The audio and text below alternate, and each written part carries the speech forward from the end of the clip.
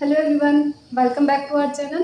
तो I am अंचल Sangwan from GS Ayurveda medical college and hospital second of student. तो आज की इस वीडियो में हम बात करने वाले हैं कि फर्स्ट ईयर में आपको कौन सी बुक प्रेफर करनी चाहिए एंड किस तरीके से पढ़ाई करनी चाहिए और कितने पेपर्स होते हैं, कितनी बुक्स होती हैं, तो कितने सब्जेक्ट्स होते हैं, इन सब के बारे में हम बात करने वाले हैं।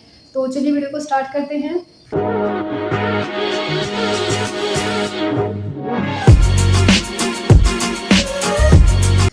तो अगर फर्स्ट ईयर में सब्जेक्ट्स की बात करते हैं तो फर्स्ट ईयर में टोटल 5 सब्जेक्ट होते हैं।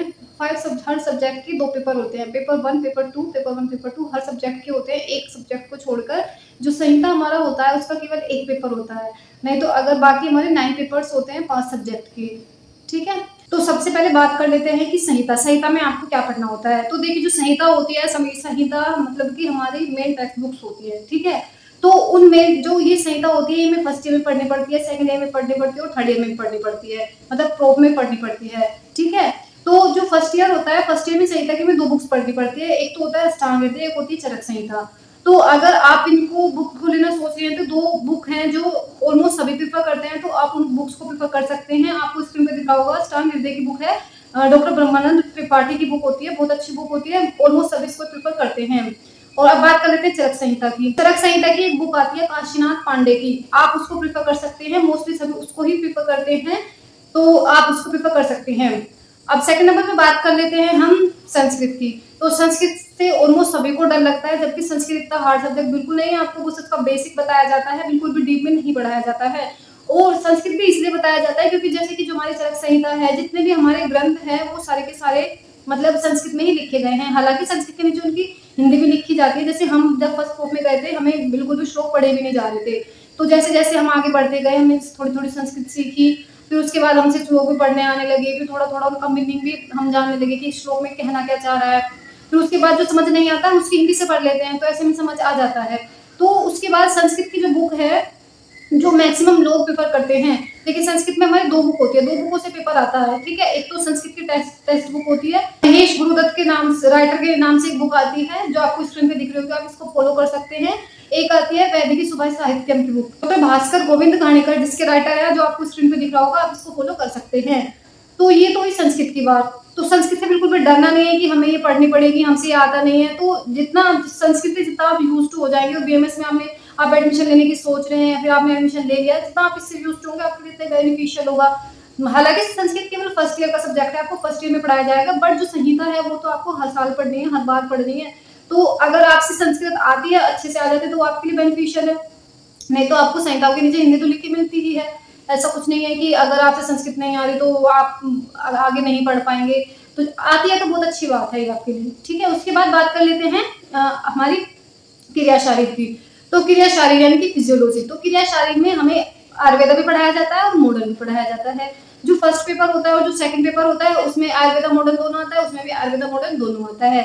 तो अगर आप चाह रहे हैं कि मतलब अभी सीबीएसई से पढ़ के आते हैं मैक्सिमम बच्चे, और मतलब सोच रहे हैं हिंदी से मतलब इतने अच्छे से डील नहीं कर पाएंगे, तो एक इंग्लिश में बुक आती है, सुभाष रानडे की एक बुक आती है, तो आप उसको प्रेफर कर सकते हैं। इसमें सब कुछ इंग्लिश में ही दिया होता है, ऐसा नहीं है कि मतलब ये इंग्लिश में है तो आपको मतलब ये आयुर्वेदिक इसमें इंग्लिश में कैसे पढ़ा है। जैसे कि दोष है हमारे वात पित्त कफ, तो ये इंग्लिश में ही वात पित्त कफ लिखा हुआ आपको मिलेगा, तो आपको अच्छे से समझ आ जाएगा अगर आप हिंदी से इतना अभी नहीं कर पा रहे हैं। ठीक है, और अगर आप सोच रहे हैं कि हिंदी में ही लेंगे, तो एक शिव कुमार गौड़ की बुक आती है, आप उसको प्रेफर कर सकते हैं, आपको स्क्रीन पे दिख रहा होगा। तो ये बात तो आयुर्वेदा की। ठीक है, जो हमारी ये जो मैंने बताई है ग्रीन कलर की जो बुक है सुभाष रानडे की, इसमें आपको दोनों पार्ट मिलेंगे, मतलब कि मॉडर्न भी मिल जाएगा और आपको इसमें आयुर्वेदा भी मिल जाएगा।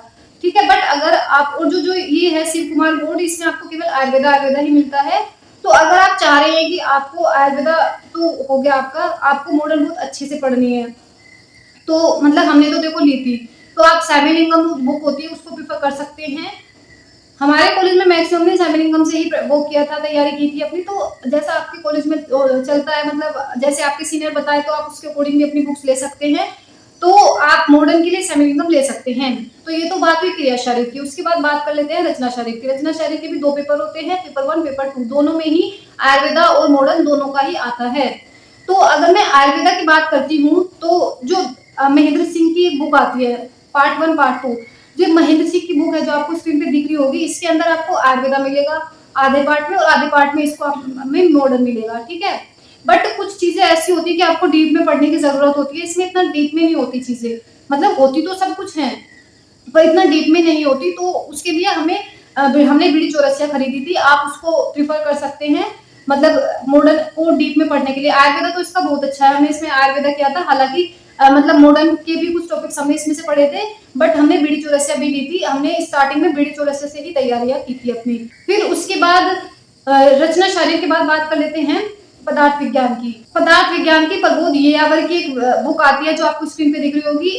इससे ही मैक्सिमम टीचर पढ़ाते हैं, तो हमारे कॉलेज में तो यही चली थी। एक बुक और आती है पदार्थ विज्ञान की, मेरे को उसका राइटर का नाम याद नहीं आ रहा, बट हमने इसी से ही पढ़ा था। अगर आप कोई बुक मतलब आप इसके अच्छी बुक है, काफी अच्छे दिए हुए हैं, पिक्चर्स के थ्रू भी पढ़ा हुआ है, एग्जांपल्स भी काफी अच्छे दिए हुए हैं, और सब कुछ कवर भी किया हुआ, और एनसीईआरटी के अकॉर्डिंग भी है ये, ठीक है। तो जो महेंद्र सिंह है वो भी एनसीईआरटी के अकॉर्डिंग ही है, तो आप इनको प्रिफर कर सकते हैं। जो मैंने संस्कृत की बुक बताई वो भी एनसीईआरटी के अकॉर्डिंग ही है। तो मैंने जितनी भी बुक्स बताई हैं ये मोस्ट कॉमन बुक है, जो मतलब कि मैक्सिमम फर्स्ट फोर्थ में बच्चे पढ़ते हैं। तो ये थी video about first year subjects में आपको कौन सी बुक लेनी चाहिए, कौन सी बुक नहीं लेनी चाहिए। तो इस वीडियो में केवल इतनी बात करेंगे, फिर किसी वीडियो में ये भी बताएंगे कि आप अगर बीएमएस में एडमिशन ले चुके हैं तो आपको क्या क्या मतलब खरीद लेनी चाहिए, क्या क्या आपके लिए मस्ट चीजें हैं। तो प्लीज चैनल को सब्सक्राइब कर लीजिए, वीडियो पसंद आए तो लाइक भी और शेयर भी जरूर कर लीजिएगा। Thank you.